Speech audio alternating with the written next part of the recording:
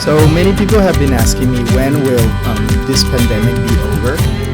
And even though there's so many predictions out there, it's better to go step by step when it comes to destiny, because definitely everybody has free will. So free will does take an important part in whatever that is happening. So the first thing that we want to understand is May 2020 and how from my perspective, is the key turning point in the pandemic. So in this video, what are you going to learn is how planets Rahu and Ketu hold the key to the karmic lesson that is being played out, because they're called the notes of the moon, and Rahu is the head of the dragon and Ketu is the tail of the dragon, which basically means that we are going through a period where a lot of the unconscious karma that we have generated is being played out. And as it is being played out, we need to understand what that karmic lesson is. Now, it has been a very tough period because Rahu has been in a very dreadful nakshatra called Ardra until the month of May. And that is going to stop in May. And then Ketu is still in the nakshatra of Mula, which is the nakshatra or the constellation of destruction. So this is what's causing all the upheaval in the world right now, apart from other transits that are going on. So I'll be explaining that. Mars is going to go to transit into Aquarius. So as this happens, and Mars moves away from Capricorn in its conjunction with Saturn, it's going to move forward the vaccinations and also technology. That means for 5G, etc., because that's going to come into play during this month. There's going to be a triple retrograde in May. So that is quite dreadful, actually, because Saturn, Venus, and Jupiter are going to retrograde in Earth sign. So I'll be explaining what that means. The full moon is going to be in Libra. So that means that the countries are going to have to get together and in a parliament very diplomatically. The world is going to get together to speak about what to do next. And then the new moon is going to be coincidentally in Taurus. So it's a very Venus-based month. Malavya Mahapurush Yoga. So it's actually very positive. So it's all about defining love and values and how we're going to go forward in our relationships with the environment, with each other, and what's important in life. And then finally, I'm going to be speaking about the Kala Sarpa Yoga and its terrible grip on humanity right now. So the Kala Sarpa Yoga, it happens when all the planets get trapped between Rahu and Ketu. So it's described as being choked of a snake. So can you imagine, like, if a python grabs you and you can't move? And, that's what's happening to the world right now. So we're going to be analyzing this point by point and understanding what this means. So since we're doing Vedic astrology, the first thing that we have to understand is in what way to balance the situation. And throughout the years of practicing Vedic astrology, it's not so important to know the future. Because how can you be prepared for a future if you don't know what to do with it? And what I want to give you is a formula that is simple enough that everybody can apply it. So the easiest formula that we can apply that the Vedic wisdom leaves us is a set of values that have to do with the elements and how things come into being here on Earth. So in the karmic manifestation, the Dharma Code gives us 4 values, which is, all the signs of air follow certain values. The tribes of water, the signs of water, the tribes of fire, and finally the tribes of earth. So at the moment, as we go into May and the pandemic is going on, what is very important to realize, since Ketu is in fire sign right now, Sagittarius, and that's where the core of the disease is, then we need to learn discipline, which is how to respect and how to discipline oneself. Our creative fire, how to stop doing that which harms the world, because when a pandemic comes, we must understand that this is the earth, the planet replying to us and giving us our karma. So one of the values we have to practice is discipline, so that we can withstand and understand the lesson. And then the second one, which is in the month of May, what is going on basically is that in the tribe of Earth, we need to learn truth, or we need to learn values. We need to learn to hold ourselves. So it's all about good judgment. It's all about understanding that all of us in society, we need to respect and we need to have rules and regulations and standards and responsibility, because the earth is going to gear us towards safety, security, and preservation. And, the planet Earth right now is calling us into action. So, why things didn't fall apart is precisely because we have rules of law. And, so far the governments have been, very good in handling the situation, because at the moment Saturn is in strength in Capricorn. So, that means the strength of the government, the strength of the restrictions. Over the past month, Mars and Saturn were conjunct in Capricorn, and also Jupiter has come into Capricorn. So we have the necessary elements to deal with the crisis. And so far, by following, the restrictions that the entire world has put itself through, we're coming up on top. And, soon this will happen, although the disease won't finish right away. What's happening is definitely, we have flattened the curve, as they say. So, from here forward, how is the world going to change, and what are we going to be experimenting? It has to do a lot. Remember, keep it very, very simple. If you're a parent or, a manager, make things very, very simple. And remember, it's all about values and about establishing the rules in our life, the guidelines of our life. That's what the cycle is about this year. So what does this mean? Well, we are trying to return to a holistic and respectful culture, which is something that, capitalism sometimes forgets, that we are not the kings of the earth, and that we must respect, in a holistic way. Whatever we take, we must give back. This is the proper way to live. So Saturn being in Capricorn, and Capricorn is the sign of accountability, and Saturn is the planet of responsibility. So the key word during this whole process is personal responsibility. To try to realize, what is triggering the pandemic. What is triggering is by all those restrictions, is time with oneself and redefinition of personal goals. So it's a time for personal responsibility and accountability. And then, we're trying to realize the power of following rules and regulations and why the law is important. It has to do with truth. The law is important because it allows us to preserve our environment. It allows us to preserve our health. So it's like the rhythm in a song. It may be repetitive, but it's what holds things together, or like the skull in our body. The skeleton in our body, the bone system in our body, it holds things together. We may not see it. It may not be the most interesting, organic system, but because it's stable and we never see it, but it's definitely what's holding things together. At the moment, why is this happening? Well, it's definitely a reaction coming from sinful activities such as too much cow slaughter, disrespect of the environment, contamination, overexploitation of resources.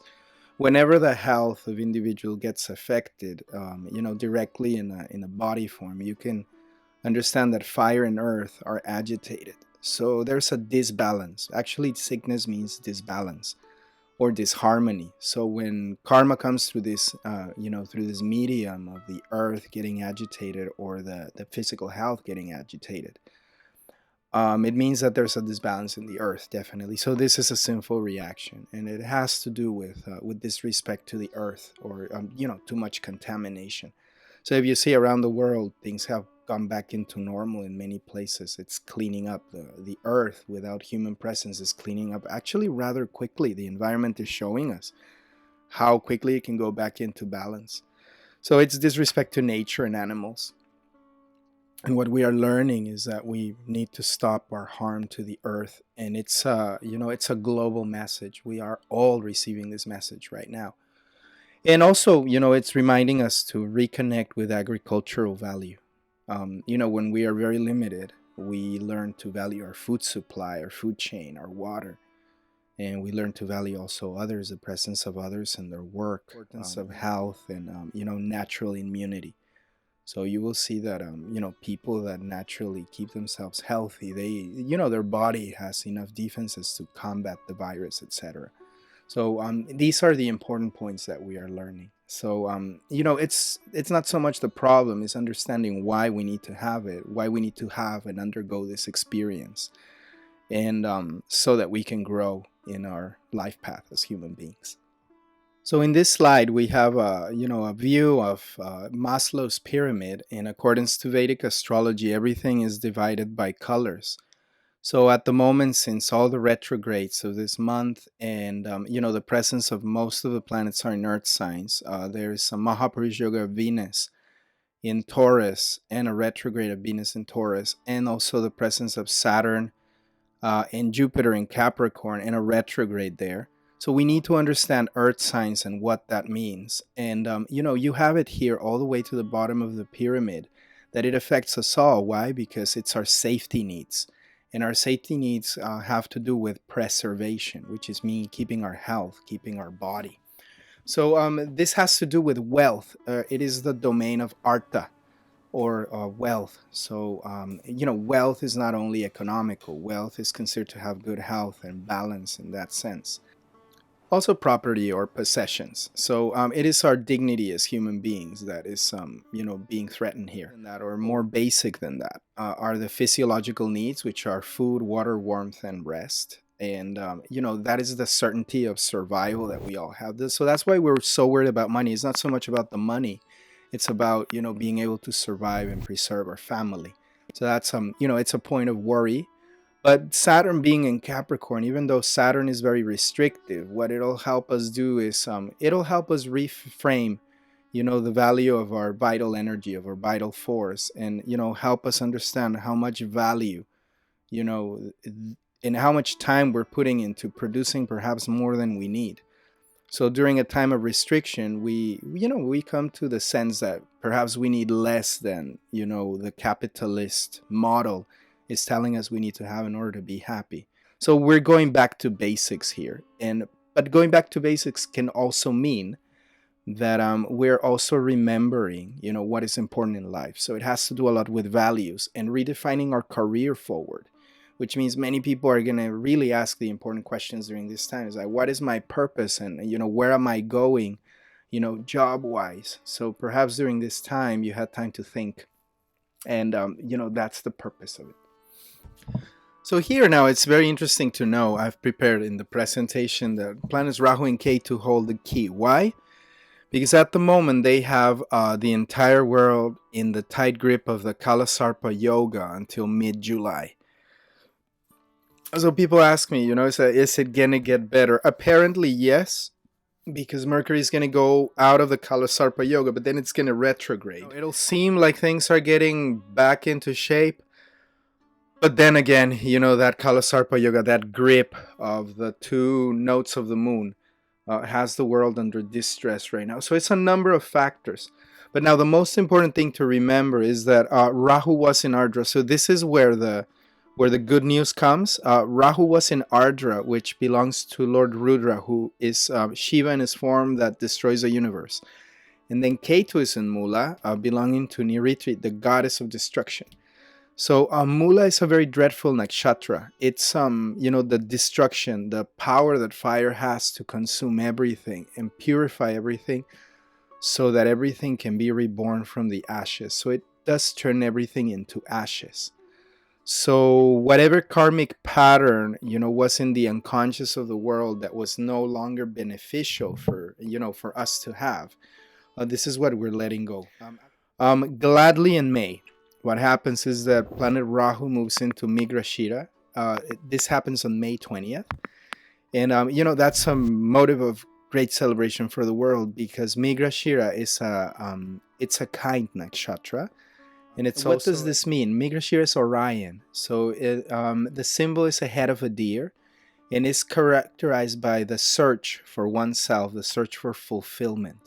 So that's going to be the theme from now on throughout May. It's like, what is fulfilling? What do I really want to do with my life?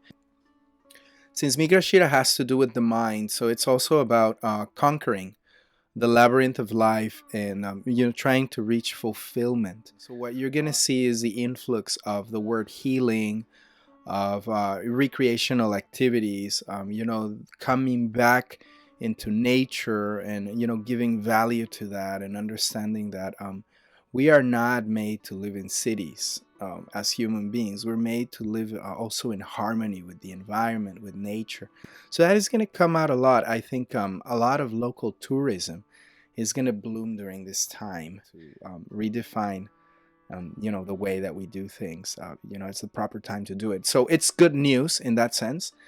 Now the bad news is that Ketu leaves Mula until September 19th. So all the way till autumn, Ketu is going to be in Mula, and it's going to be teaching its lessons. So remember, Mula is the nakshatra of destruction. So, it'll burn the past into ashes so that a new personality may emerge. So we're going to still be having this sickness of COVID-19. My prediction is until at least September 19th, we're going to be going through that. So May 29, there's the hope of the break of the Kala Sarpa Yoga, as mentioned before. Moves out of the Kala Sarpa. So it's Mercury is the planet that is going to break it. So all the planets will not be in the grip of Rahu and Ketu, because Mercury is going to break it. Eventually the moon and the sun will break it. And then that's when we're going to start seeing a big change in the world, and we're going to feel like there's health. So we are in the beginning of the break of this thing, but it is definitely not over. So May is going to be a tough month. So prepare for that. So here briefly in the presentation, I've prepared this slide. You can see the, the Kala Sarpa Yoga, and how you see Rahu is in Gemini. That's the 3. That's planet Rahu. And then Ketu is in 9. That's Sagittarius. So remember, this is Vedic astrology. So if you see all the planets, Saturn, Jupiter, Moon, Mars, Venus, Sun, and Mercury, are on only one side of the axis. So that is called the dreadful grip of the snake.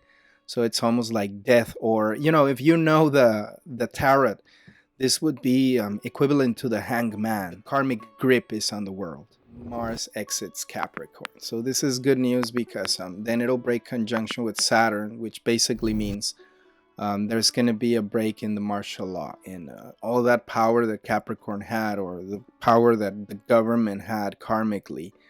That's still going to be there. There's going to be restriction and quarantine, but it's not going to be so severe as we experienced in the past months of this year.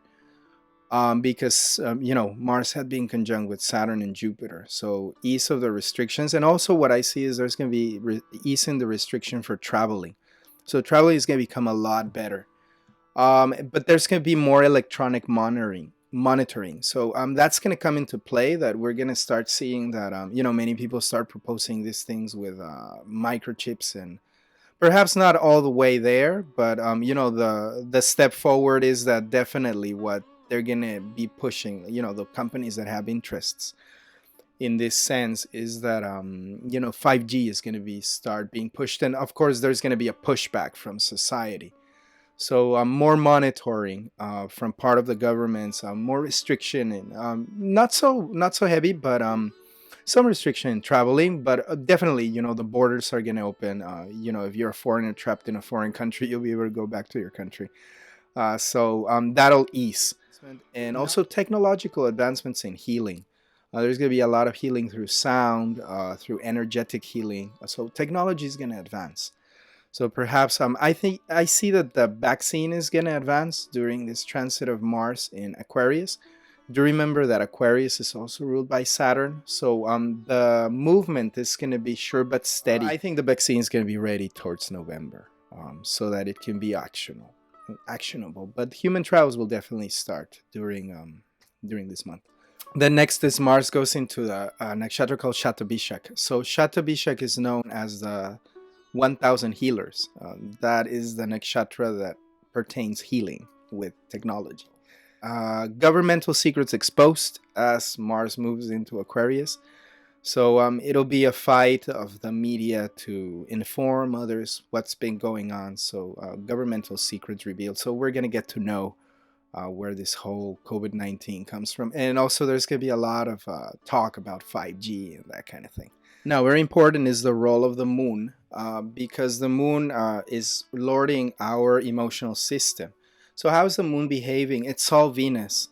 So this is good news also. So as you see, the challenges are big, but they're very, very well balanced. It has come in a time where there's two Mahapurush yogas going on, which is Venus is in full harmony, and so is Saturn. So this is actually very auspicious for the world. So the role of the moon um, is very good because during the month of May, we're going to have the full moon in Libra on the 7th, and this means that the governments of the world are going to get together and try to figure out how they're going to deal with the pandemic. Probably is going to be about distribution of wealth. You can expect that, and how they're going to make the situation better for third world countries. Fundraising from YouTubers and artists around the world, and a lot of people giving donations. So it's going to be like a very, very democratic thing, that things are going to be organized in that way during this month.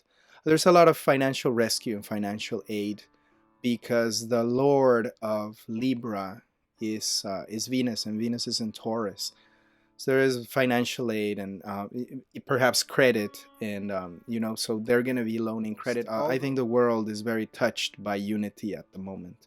So a lot of what we're trying to realize is that wealth should be distributed in a better way. We understand that as human beings, we're all against a common enemy. So we're trying to realize that. And then the next thing is that there is a new moon in Taurus towards May 22nd. Now, the week before May 22nd, that's going to be the tough week because we're going to have 3 planets going retrograde. So that's the time of the test, where humanity is going to be tested. Perhaps that's when things are going to get the most dreadful and the most tense in the areas where the sickness is prevalent and more people are dying, whether they're opening the economy or not in major countries. That's going to be a tough week. After that, though, we're having that new moon in Taurus, and everything's about values and assets. Again, Venus comes lording it. So there's a positive conjunction between Mercury, Venus, and the moon on the day of the new moon in Taurus. So remember that the moon exalts in Taurus, and at the moment Venus is in power in Malavya Mahapurush Yoga. So that is very positive for a sense of well-being. So there's going to be a lot of hope, especially because I think that, for example, local tourism is going to open a little more, restaurants and meetings and gatherings. And it's the coming together of friends after some time of not seeing them. So that is very positive, very beautiful. A lot of trees, a lot of fruits, a lot of planting, a lot of gardening, a lot of sharing, a lot of valuing of friendship. That's also coming up during this month. So what's happening forward into June after we leave May, and once we've ended on the positive note of the full moon in Taurus, with hope and with renewed values and with clear rules, we will be getting ready for June, where I think that most of the the reality is going to kick in about the finances and the amount of changes that we're going to have to undergo. So June, it's full of karmic reaction. Why? Because on June 21st, we're having the yearly eclipse. So eclipse is always a challenging time. Usually, by the time of the eclipse, the results of the previous eclipse have waned off. So that is very good news, because 6 months have passed since the last eclipse, which was terribly dreadful. And on June 30th, Jupiter exits Capricorn and retrogrades back into Sagittarius. And we're going to go more into introspection and closing of karmic cycles. So the karmic loops that have been open since a past life, that's when we get to close them and understand the lessons and heal, actually make renewed vows and renewed contracts, with the new person that has come out. So this is around. So it's learning to let go and understand and embrace the teachings. And then finally, from July to December, what we're gonna have is a period of adaptation. So it's not gonna come so dramatic. May, June are gonna be certainly dramatic and interesting. July to December are full of Mahapurush yogas. So slowly but surely, the world will balance back into order. So there's going to be more independent workers. You can expect the rise of people working from home is going to be much higher. Homeschooled kids, that's also going to be much higher. So we're redefining. So between September and November, that's when we're going to start seeing the relief. And if you're asking the question, when is all of this going to be over, then we still have some way to go until September. Mostly I would like to say middle of November, that's when we can start seeing the way forward. Now, is there going to be a resurgence in the sickness? Yes, I think so. But I think by that time we'll be ready. And mostly, the hope is that the way that the health organizations are going to help us, we'll be more aware of what we need to do. So we'll be in much better shape, apart from the fact that the Kala Sarpa is broken. And, like the planets are in dignity. So also Jupiter will be in dignity until then. So that's going to help a lot. Okay, so here we have the core of this video, which is the very interesting and challenging triple retrograde of Saturn, Venus, and Jupiter. They all retrograde in Earth signs, so it's all about being very truthful, very honest. I would say the world is honest and humble. And understand that as human beings, everybody, deserves dignity. Everybody deserves the right to live. You have to be clear and truthful in your life. So this is a wake-up call for you to try to realize, are you doing what you need to do? Or, is there anything that you would like to do with your life? Is there any way that you can add value to the world apart from what you've been doing? So now, the period where we need to pay attention from the 10th to the 14th of May, that's a dangerous time because the planets are going to be retrograde. And what does it mean that they retrograde on Earth? If you remember the previous slides, it's all about safety, security, preservation, health, harmony in the body, the well-being, savings in the bank, taking responsibility for one's life, for one's career, taking responsibility for the way that we add value to the world. And that value is not necessarily going to be monetary. It's to realize that we are here to do something good for others. Things are going to tend to pull back, even though it seems like we're almost out. Like right now we're starting to see it's like, we're out of it. Shops are starting to open and schools are starting to open. I think there's going to be a pullback, and there's going to be a fall apart in some governments. And there's going to be a lot of reconsideration of what we're doing with our lives. Here we have another chart. I like to use this a lot with my the people that come to astrology. I think it makes it very easy for everybody to understand what's going on without having an astrological language. So my career, I'm a graphic designer. And so I like to put everything into very basic colors and communication. So right now, basically what I want to give the message, if you're trying to figure out when is it going to be over, try to focus on the green. And within the green, try to focus on the petal of this flower that says goals and career. And from 1 to 10, try to figure out how much you've invested in that sense.